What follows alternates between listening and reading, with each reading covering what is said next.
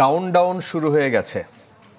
Doctor Mohammad ইউনূসকে ইঙ্গিত করে ফেসবুকে এমন স্ট্যাটাস দেয় চাকরি হারিয়েছেন নির্বাহী ম্যাজিস্ট্রেট তাপসী তাবাসসুম উর্মি। ওএসডির পরদিন আজকে তাকে সাময়িক বরখাস্ত করা হয়েছে। নেওয়া হচ্ছে বিভাগীয় ব্যবস্থাও। এদিকে উর্মির বিচার দাবিতে বিক্ষোভ হয়েছে রংপুরে। তবে আইনি সহায়তা দিয়ে তার পাশে থাকার কথা জানিয়েছেন প্রবীণ আইনজীবী জেড.আই খান পান্না।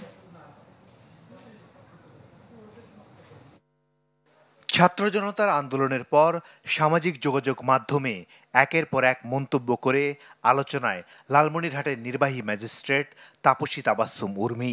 সবশেষ ডক্টর মোহাম্মদ ইউনূস সরকারকে সাংবিধানিকভাবে ভিত্তিহীন উল্লেখ করে পতনের কাউন্টডাউন শুরু হয়েছে বলেও মন্তব্য করেন উর্মি। দিয়েছি এটাই তো যথেষ্ট। অনলাইনে করেছি বিভিন্ন কারণে হইতে পারে, এর জন্য যদি আমার চাকরি চলে যায় এটা আমার কোনো সমস্যা নাই।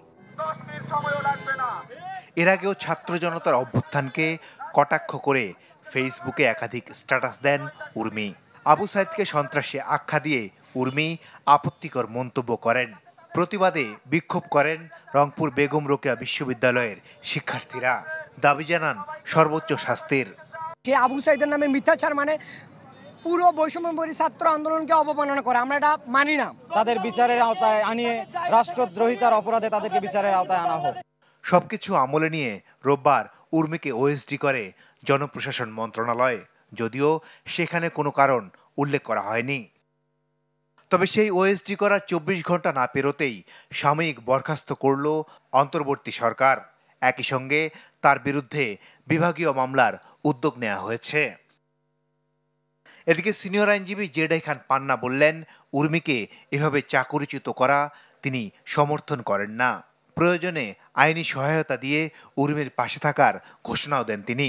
একজন স্বাধীনচেতা, স্বাধীনতার সপক্ষের অফিসারটাকে আমি স্যালুট করি এবং তার যে কোনো আইনি সহায়তা লাগে আমি এবং আমার বন্ধুরা দাঁড়াইয়া তার আইনি সহায়তা দেব।